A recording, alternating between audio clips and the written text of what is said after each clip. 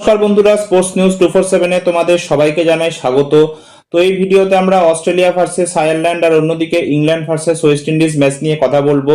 যদি আমরা Australia versus Ireland ম্যাচের দিকে তাকাই, তাহলে অস্ট্রেলিয়া কিন্তু ফার্স্টে টসে জিতে ব্যাটিং করার ডিসিশন নেয় এবং ম্যাচের আগেই কিন্তু অস্ট্রেলিয়া একটা বিশাল বড় ধাক্কা খায়, কারণ তাদের মেইন ক্যাপ্টেন মিচেল মার্শ কিন্তু এই ম্যাচে খেলছিল না, কারণ মিচেল মার্শের চোট লেগেছিল এবং এই চোটটা কিন্তু এতটাই গুরুতর যে যাকে বলে অস্ট্রেলিয়ান ক্রিকেট বোর্ড কিন্তু স্টিভেন স্মিথকে কভার হিসাবে টি-20 ওয়ার্ল্ড কাপে ডেকেছে।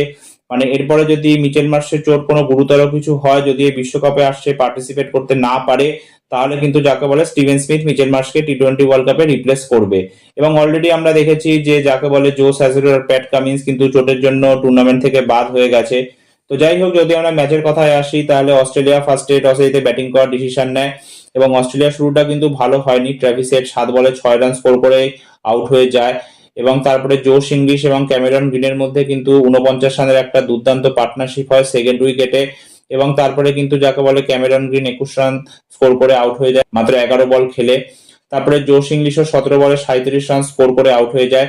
তবে মিডল ওভার্স গুলোতে কিন্তু অস্ট্রেলিয়া ভালো মতোই স্ট্রাগল করেছে স্পিনারদের এগেন্সে, সেটা আমরা দেখতে পেলাম। ম্যাট রেনশা 37 রান স্কোর করেছে ঠিকই, বা তার বদলে 33 বলও ফেলে দিয়েছে। অন্যদিকে গ্লেন ম্যাক্সওয়েলও কিন্তু যাকে বলে 9 বলে 9 রান মাত্র স্কোর করেছে।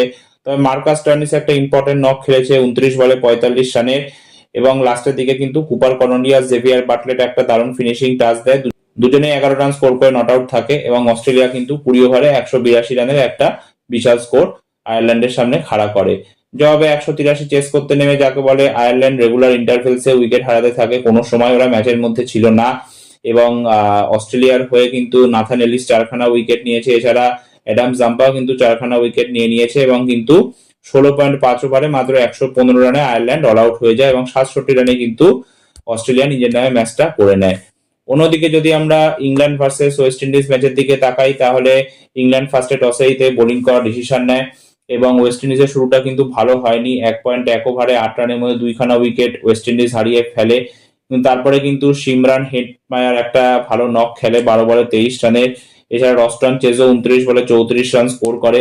তবে মেইন কিন্তু ডিফারেন্স হয়ে দাঁড়ায় শেফান রাদারফোর্ডের ইনিংসটা 42 বলে 76 নট আউটের একটা দুর্দান্ত ইনিংস খেলে, যেখানে 7খানা 6 ছিল।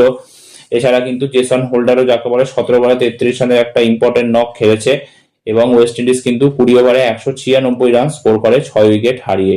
যদি ইংল্যান্ডের বোলিং এর কথা বলি, তাহলে জ্যামি ওভারটন 4 ওভারে 33 রান দিয়ে 2খানা উইকেট নিয়েছে। এছাড়া আদিল রশিদ 4 ওভারে 16 রান দিয়ে 2খানা উইকেট নিয়েছে। বাকি কোনো বোলারই সেরকম ভালো বোলিং করতে কিন্তু পারেনি। জোফ্রা আর্চার কিন্তু এই ম্যাচেও ব্যর্থ হলো আগের ম্যাচের মতো, 4 ওভারে 48 রান দিয়ে 1খানা উইকেট নিয়েছে।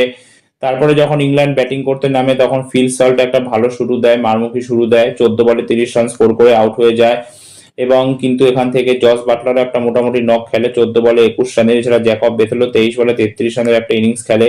তবে মিডল ওভার্স গুলোতে কিন্তু ইংল্যান্ড ভালো মতোই স্ট্রাগল করে ওয়েস্ট ইন্ডিজের এগেনস্টে এবং স্যাম কারান 30 বলে 43 রান স্কোর করে। বাকি কিন্তু কেউই ইংল্যান্ডের ব্যাটার সেরকম দাঁড়াতে পারেনি এবং 1 ওভার বাকি থাকতে কিন্তু 166 রানে ইংল্যান্ড অল আউট হয়ে যায় এবং কিন্তু 30 রানে ওয়েস্ট ইন্ডিজ নিজের নামে ম্যাচটা করে নেয়।